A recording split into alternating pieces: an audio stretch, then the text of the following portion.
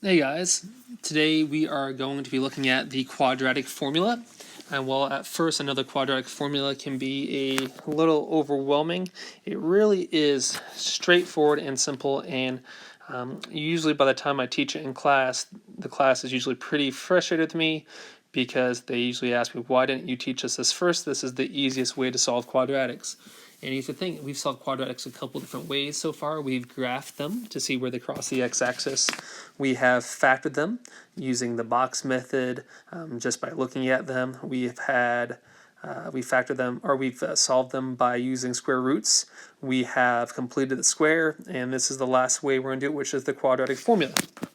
The quadratic formula is this right here, and we read that as x equals the opposite of b. So we read this as the opposite of b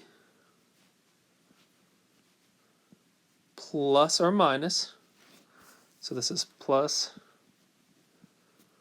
or minus the square root of b squared minus 4ac all over 2a.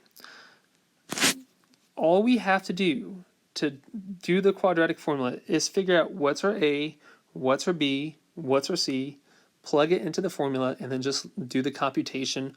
You can 100% totally use a calculator on this, but really, as long as you can plug the parts into the formula, it is a pretty straightforward way of solving quadratics to figure out where does that parabola cross the x-axis at.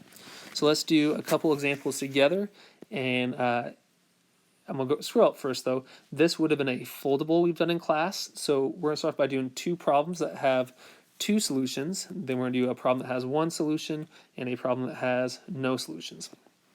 But like I said, first, let's do a problem that has two solutions. So our very first thing is to figure out what's our a, what's our b, and what is our c. Our a is our first term. There is no number there, and we've talked about in the past that if there is no number there, that it has a coefficient of 1. So our a is going to equal 1. Our b is our middle term, and make sure you look at the sign that comes before it because that tells you if it's positive or negative. So b is going to be equal to -2, and c is our last term, and c is equal to -8.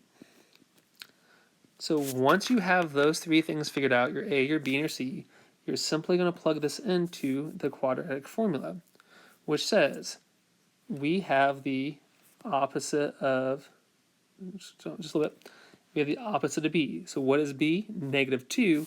So what's the opposite of b? Will it be a +2 plus or minus the square root, oh, not that, the square root of b squared, so -2 squared minus 4 times my a, which is 1, times my c, which is -8, all over 2a, so 2 times a +1.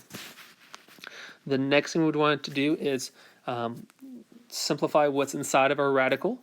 So if I scroll down a little bit, -2 squared is unsimplified of +4 because -2 times -2 is 4. So we'll be left with 2 plus or minus the square root of 4. And then, I didn't make it that long, but it is. If I look at this part right here, I have a -4 times a +1 times a -8 because they're all touching. So -4 times 1 is -4, and -4 times -8 is a +32. And that's all going to be over 2. And that is bugging me, so I'm going to fix that real quick. Sorry, guys. I made my square root sign too big. All over 2. So I still need to do what's in my radical next, so I'm going to add those together. And 4 plus 32 is 36. I'm left with 2 plus or minus the square root of 36 all over 2. And now at this point, I would have to do the plus or minus part. So this is going to break down into two different problems. One there, and one there. I'm going to have 2 plus the square root of 36 all over 2, and one that says 2 minus the square root of 36 all over 2. Well, the square root of 36 is 6, So this is going to be the same as, and I'm going to fix this real quick. Sorry, guys. Make it go up here so we have a little more room to work. 2 plus the square root of 36 is the same as 2 plus 6 over 2, which is the same as 8 over 2, which is the same as 4. So 4 is one of our answers. And now for the bottom one, I'd have, I don't like this, sorry guys.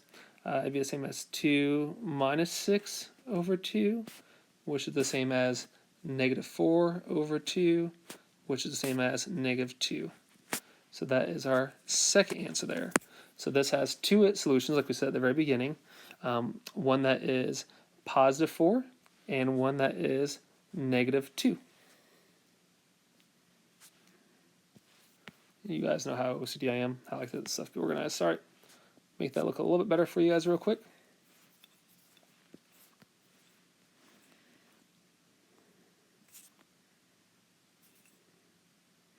There we go. So that was example 1. So once again, step 1, find your A, B, and C. Plug that into the equation, and just kind of plug and chug along until you get to where you need to get to, where you get your answer. All right, let's do another problem together. The next one says 3x squared